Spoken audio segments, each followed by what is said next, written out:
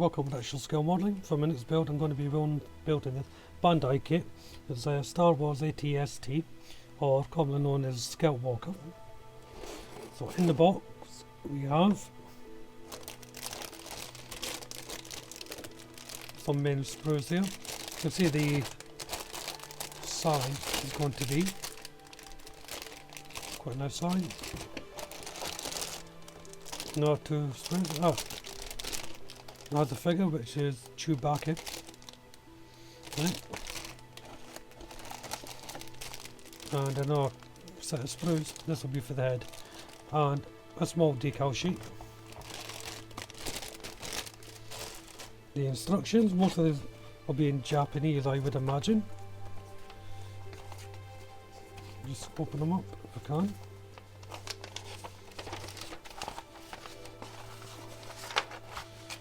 Just have a look, and they're all fairly easy to understand, I think, just glimpsing at them. Now it's my intention to do this with a diorama, so I'm going to be building a diorama as well, and it's going to be recreating Endor, which is from Return of the Jedi.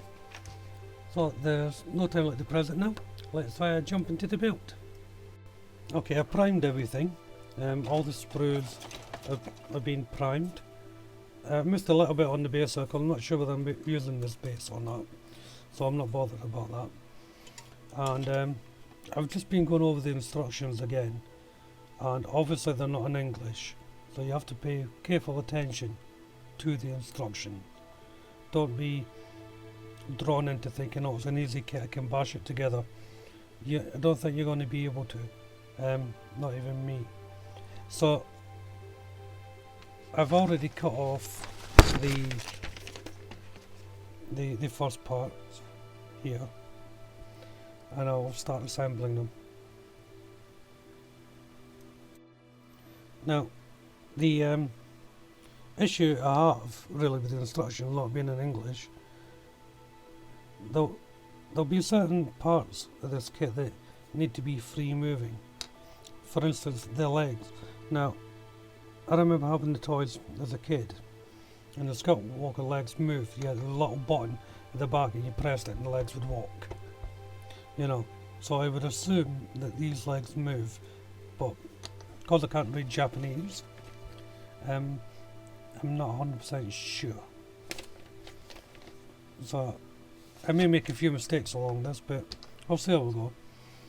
These are the first brackets to go in, and this is the middle part that fits from the legs to the main body.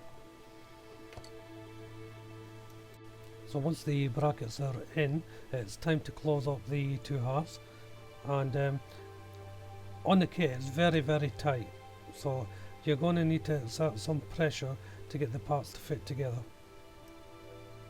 So after applying the glue along the seam and closing it up, I put it under some clamps. I found that these clamps didn't quite do it, they weren't strong enough, so I had to use an F clamp in the end to pull the push the two parts together.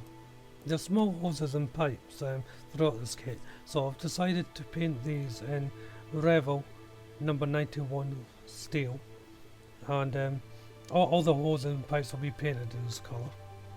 I'm using Tamiya's XF25 light sea grey for the interior, and I'm just putting this over roughly, then I'll go over with a different colour just to highlight the panels. Next step is to build up the middle section, so I'm just placing in the two side panels and a top part that goes on. As always, make sure that you dry fit these parts before you cement them in place, but also be careful with the dry fit.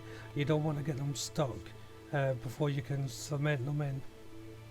For this section I'm painting it in XF20 medium grey, and this is going to be a different shade from the overall Walker, but I thought because these are all the working and moving parts, they would have a darker colour.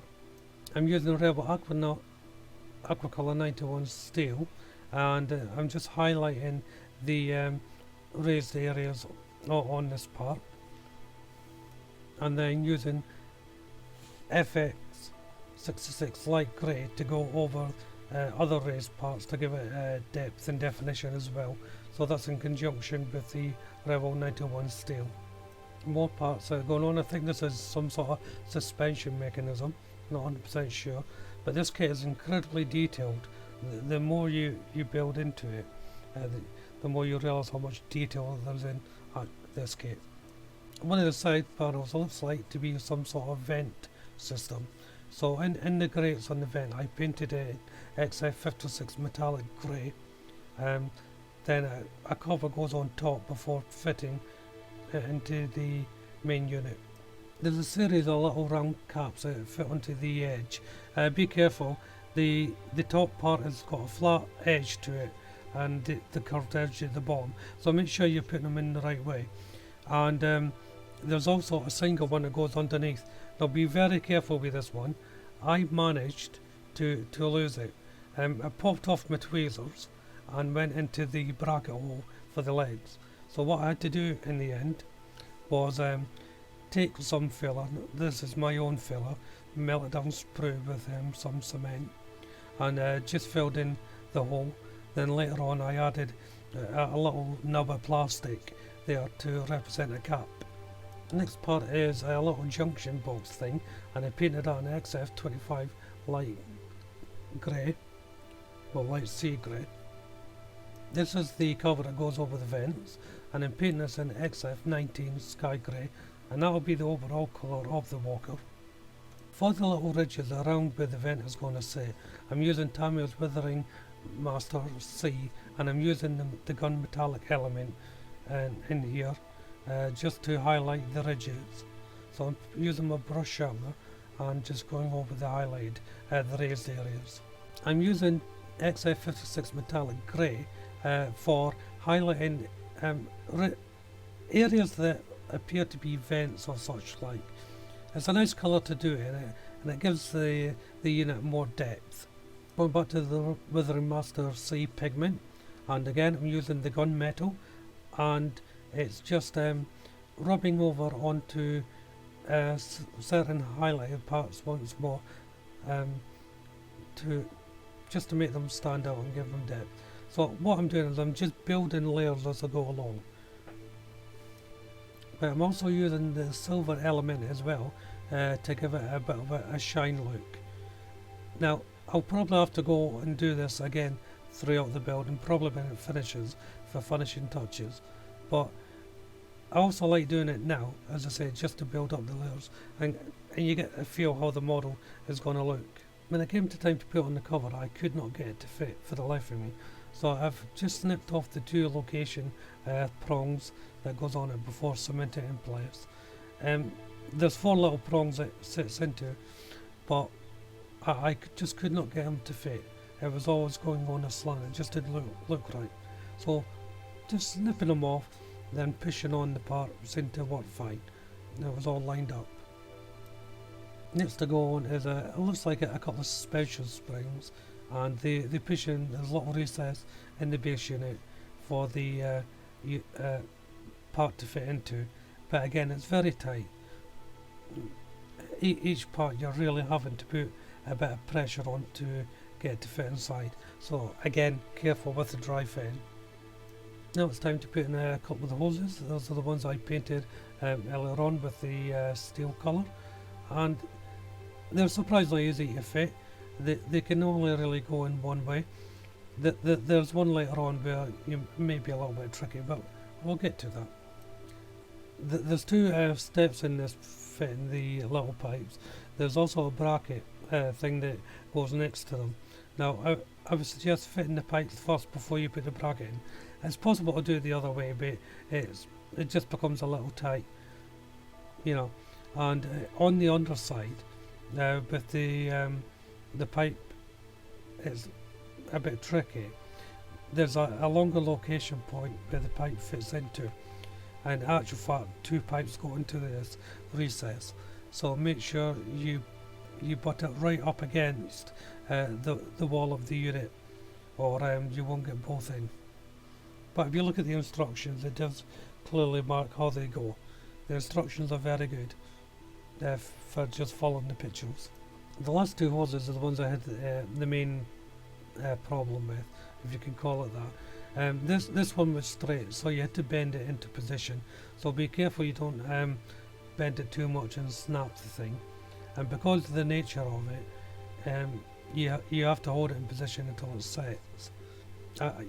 I would have had to hold it for quite a while, so what I did in the end was I used a tiny little bit of super glue on the end of the pipe, just to hold it into place, so I wasn't just sitting there with the tweezers hoping it will set. And once it was set, then I just put in a little bit more cement to secure it properly. It worked. It's a little bit difficult to make out, but you can see the two of them there. So next up is the leg. So I'm starting with the suspension arms of the lower leg, and this little suspension bar just fits in the top, and then a bracket goes in between the two main parts. You don't really need to glue this in, it's so tight, and it will allow for free movement as well. If you are going for free movement, just be careful where you're placing your cement at the time, because obviously if you put the cement on it won't move. I'm having it as a static model, so I'm not too bothered. I did leave a couple of parts free moving, but we'll get into that. So I'm just putting the suspension bar first of all. The lower section of the leg now fits onto the part I just built, and again it's fairly straightforward. It builds up the same as the first part. You will need some clamps to hold it together, just to pushing it into position. As I say, it's very, very tight. Next is the foot hinge. Now I made a mistake here. First of all, when you put it in, there's a little square piece of plastic at the end that actually goes inside the hinge itself. I thought it went on the outside, but it didn't. I got that wrong, so I had to prise it apart. But in the end it worked out alright, because I realised I wanted this part to be free moving. So once the glue was dried and I took it apart, I took it apart and the glue was dried, I was able to clean it all up, then put it back on. The toe section is very easy. It's just a ball joint which fits in. I didn't use any glue whatsoever for that. And then there's a covering that goes over the top with just a little bit of cement for the covering, and that stops the toe part of the foot from coming off. Now I would suggest you do keep the toe on as a free moving unit, because depending on where you're going to display it, that toe will balance out the actual model itself, and if it's on an uneven surface or whatever, the toe will help with that. So once it's on, just check to make sure it is free moving. So as you can see, mine is just wiggling it up and down. The ankle joint gets fitted to the foot from the underside. It should just fit in, but I found this extremely difficult for it to sit level. I tried all methods to get it in, it was so tight, but eventually did get it in. There is room for error if you can't quite get it in, but again it depends how you're going to display the model, so it's best trying to get as flat as possible. The top section of the leg can be a little bit complicated if you don't follow the instructions 100%. Now the bracket I'm putting in here can only go in one way, and it pushes out through the other side. Make sure that happens, and it might feel like it doesn't go through, but push it through. That's very important. There's a couple of small round eyelets that go on as well. Careful you don't lose these. And once you're happy with the position of your bracket, it's time to marry up the two parts together. Again, they're tight. I'll keep on saying this through this model, I suspect. They're very tight, so make sure they're in position. And once they're in, the brackets go on the outside, and these will be holding the arms that go into the body, I think. So there's a series of little ringlets that go on as well. You can see how small they are there. they are easy enough to put on. There's a lot of location knobs of plastic they just rest into, and once they're on and dried, it's time to put on the upper part of the leg. You can see me really pushing it on, trying to get it to fit. And fitting the main part of the leg, I decided this part really should be free moving, and that's all to do with the balance of the whole model when it's built. There's probably certain positions where it can overbalance, so it's better to have this leg moving. The next stage of the leg is to make up the bracket that holds the main body to the actual leg itself, and again I made this free moving.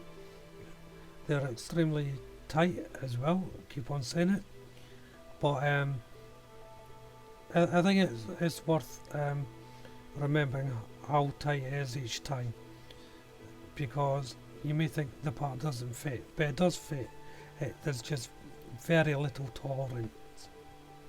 So I by pressure along my fingers I couldn't get it to close up, so I put a couple of clamps on to steady it, then I used an F clamp and drew in both parts that way.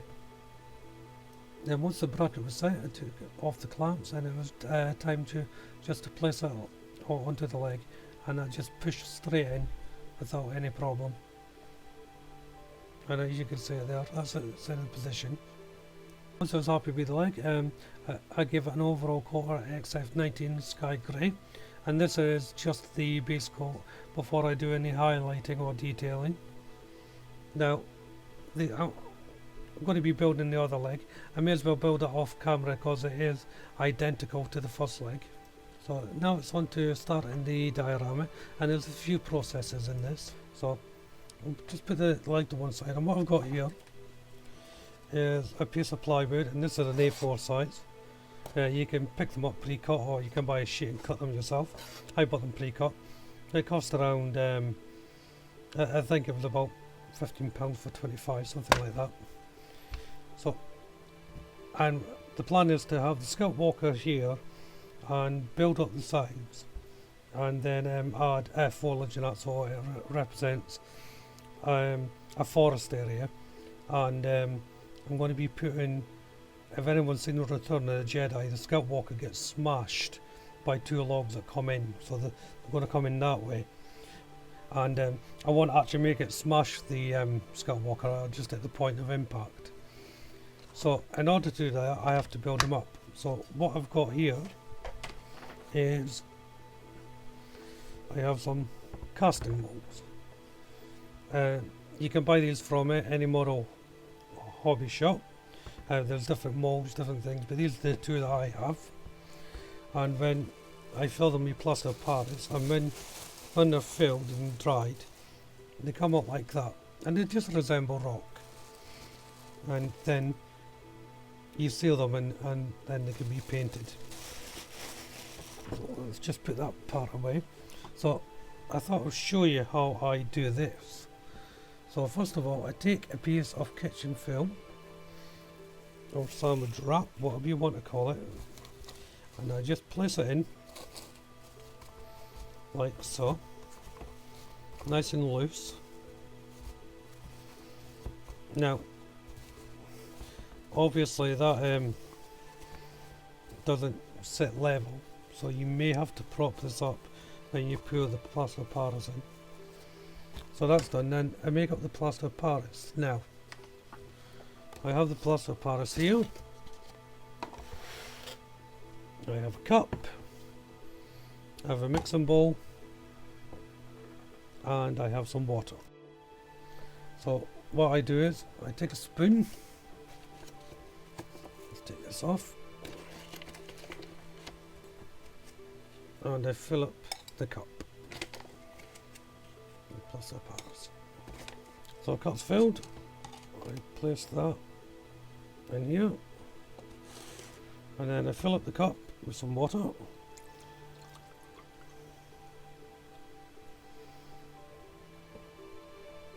And not all the way down. I want quite a thick mix here. So I'm just putting in enough to cover it. like that, and then I'll mix it up. Move that over there. So you want to thoroughly mix this so there's no sediment at the bottom. I'll get on with that. So that's mixed, so I'll just move this out of the way.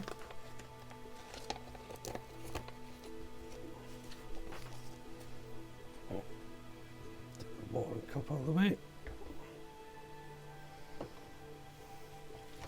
Take a mould.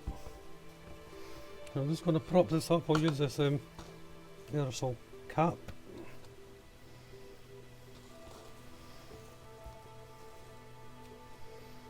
And then I'll give that another mix, then it'll be ready to pour. So that's all ready. And I use this soft bowl. This is an old food container. So you can use a jug. But, oops. And then you just pour in carefully your mixture.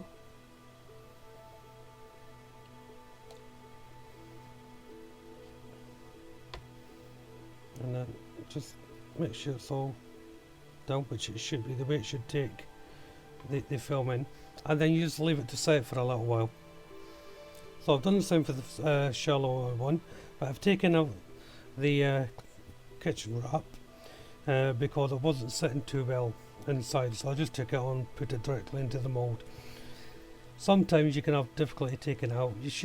You can put a little bit of washing up liquid inside the mould before you pour your mixture in, and it makes it a better release. But since these rocks are the smaller ones, I'll just added texture and be dotted about. I'll probably be breaking them up anyway, so that's what I've done. So again, I'll let them set. It'll take about 3 to 4 hours for them to go hard before I can remove them from the mould. So onto the base. Now that the plastic plaster is in the mould and drying, I'm just going to cover this in paint. Just two bits, and I'm using these artist grade acrylics here. This from Dale and Rowney, the other one's from Wilkinson's. And I'm just putting a big blob of brown first of all.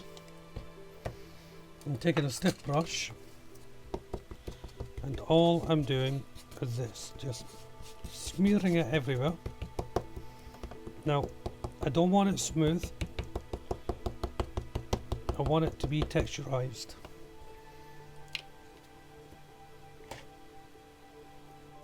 So now the brown's done, I'm going to be putting in the green. And it's the same again. I'm just putting splodges everywhere. Now, I'm not cleaning my brush on this,